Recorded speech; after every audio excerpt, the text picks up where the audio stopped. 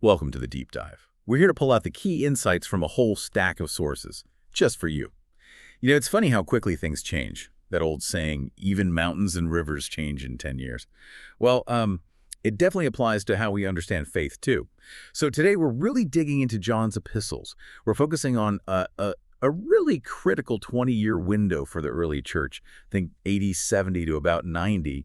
And our mission here is to try and pin down that vital difference, the difference between true faith, this living, breathing relationship with God, and just, well, going through the motions of religion. Right. And the historical context here is, it's really something. Our sources, they paint this picture of just immense turmoil. I mean, you have the fall of Jerusalem, the martyrdoms of key figures like Paul and Peter. It left the early church facing some serious internal chaos. Chaos how? What were the main struggles? Well, the sources point to three big threats really testing believers. First, there was Jewish legalism, focusing so much on external rules that the inward relationship got lost. Then, secularism. This push towards just personal convenience, putting your own desires first. And third, these really divisive false teachings. Gnosticism is a big one mentioned. It often promised some kind of secret knowledge, but interestingly, often subtly played into those same secular, self-focused desires. So it wasn't just abstract theology then? Not at all. The sources are clear. These things directly eroded real faith. It made it incredibly tough for people to maintain, genuine spiritual depth. Okay, so with all that pressure, what actually happened to people's faith day to day? Did it just weaken? Well, yeah, the sources show this internal shift. For many, faith started to fray, leading to this worrying trend of superficiality. Our sources even use this vivid phrase, show window Christians. Show window Christians, wow.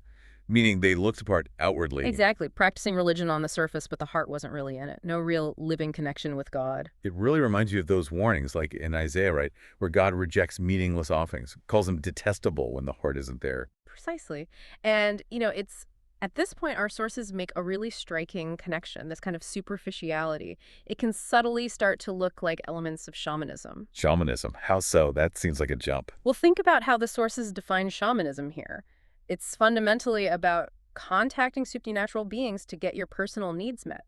The really sharp insight is when faith, maybe unconsciously, shifts away from that deep relationship and becomes more about using God, for blessings, for prosperity. So treating God like a means to an end. Kind of, yeah.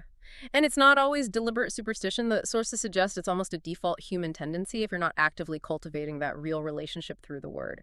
It's fascinating. This mindset can even fuel what looks like explosive evangelism, but it might lack real depth. Or in extreme cases, foster cults. The key is actively resisting that transactional drift. That's a stark warning about superficiality. So does this loop back to the fundamental purpose of our faith then, why we were created? Absolutely. I mean, Genesis is pretty clear, isn't it? We were made for fellowship, for companionship with God. And Jesus' incredible gift wasn't only saving us from death, as amazing as that is, it was also the profound restoration of that broken personal relationship. Okay. So we can become children of God who actually walk with him. Guided by his will, exactly. It's meant to be about deep intimacy, not just, ticking boxes or following a creed. Right. But that initial spark, that deep moving grace you feel when you first encounter God, it can fade, can't it? Oh, absolutely. And our sources touch on this. It's a bit like a marriage, perhaps. It needs work. That passionate early phase has to mature into deep, abiding trust. And our relationship with the unseen God, it needs that constant cultivation. We need to really seek his heart through his word. Otherwise, it just slips into formality. For that transactional mindset we talked about? Yeah. Okay, so this isn't just some ancient history lesson. What does this all mean for you, listening right now? It feels like a direct call to really examine your own walk, doesn't it? How can you tell if your zeal, your actions are coming from that place of true faith, trust, obedience, or if it's maybe more about religious acts for personal benefit, that sort of shamanistic approach? Yeah, and the sources offer a pretty crucial signpost here, a key indicator of genuine faith. It's a strong desire to actually know God's will for your life. And, importantly, a willingness to engage in what the sources call a holy conflict, a struggle against the world's values when they don't align with God's word. A holy conflict, meaning it might not be easy or comfortable?